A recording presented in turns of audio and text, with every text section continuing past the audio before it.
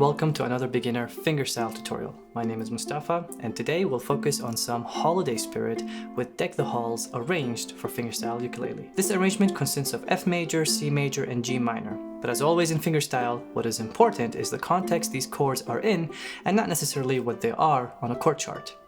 As such, we'll have few hammer-ons in the higher position, few melodic passages combined with chords, and one tricky passage in bar 9.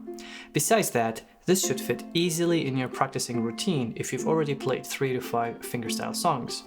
I would say expect a week or two to be able to play this song if you practice 4 or 5 times a week, 45 minutes to 1 hour each session.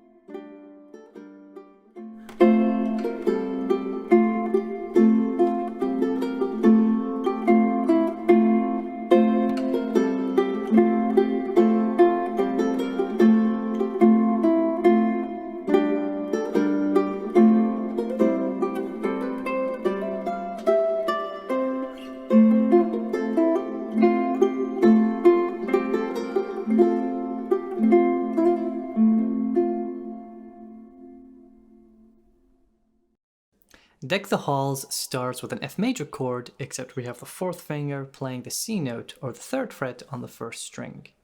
And I'm going to play it as a block chord. That is, I'm going to use my fingers to play the chord instead of strumming it.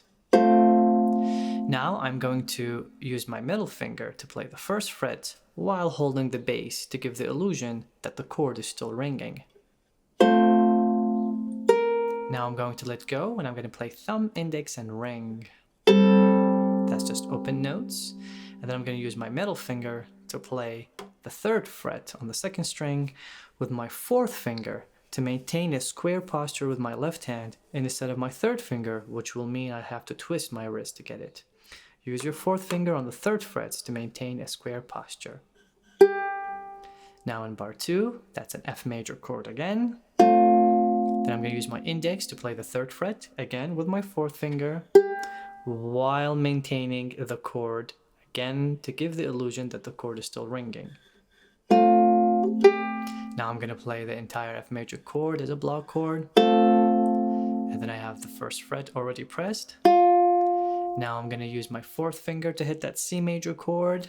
That's thumb, index, middle. But here we have a melodic passage that we have to practice on its own, and that is middle finger on the 2nd string, using my 4th finger on the 3rd fret, open with my ring finger, then 1st finger on the 1st fret with the middle finger, and I come back up to the 2nd string with my index, and then an F major chord. So that's a difficult move. Pay extra attention to the right hand fingerings, which are labeled in the PDF associated with this tutorial. So that's thumb, index, middle for the chord, ring, middle, index, chord. Then you have the 3rd fret, F major chord, index for the right hand, and then the chord. So I'll do it one time slowly.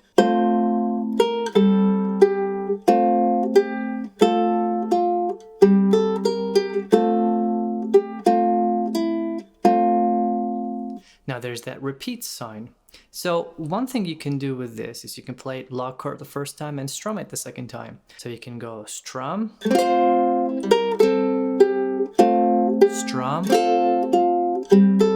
strum.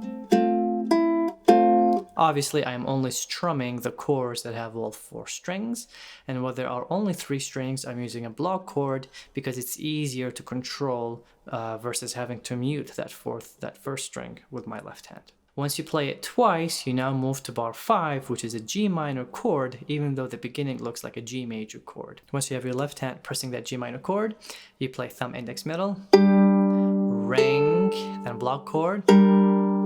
And since this is a 4-string chord, you could strum it. I just like the block chord because it sounds more controlled. F major chord. Then you can play the 1st fret with your middle. Block chord. Use your 4th finger so your 3rd finger can hit that 3rd fret.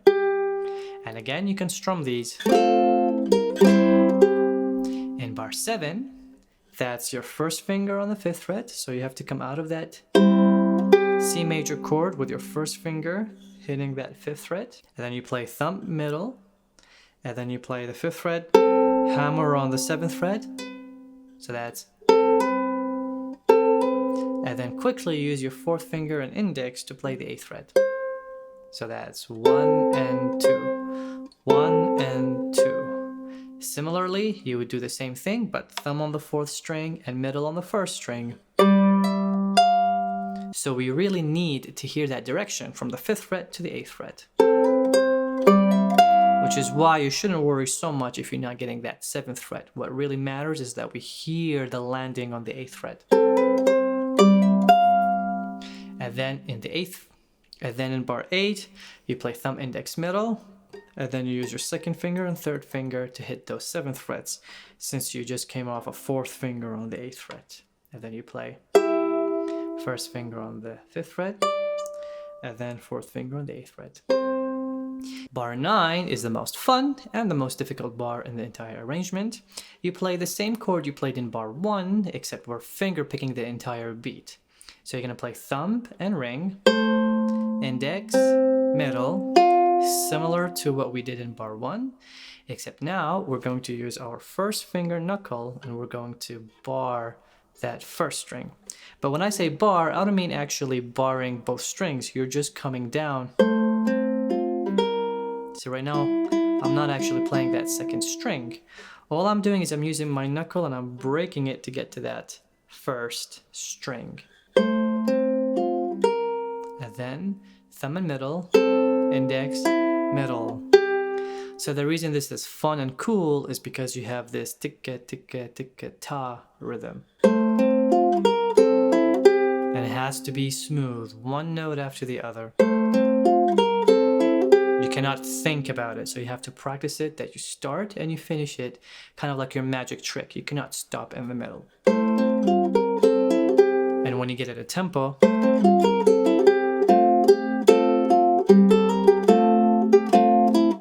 so it really sounds cool. Slowly. And then bar 10 to bar 12 is the same as bar 2 to bar 4.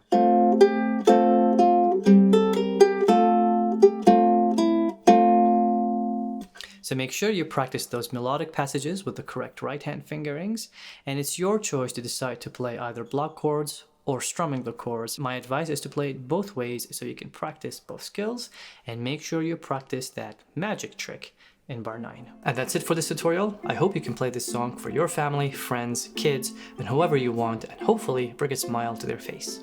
Fingerstyle isn't easy, so if you're able to play this, then you deserve a tap on the back. My name is Mustafa, and I wish you happy holidays. See you in the next tutorial.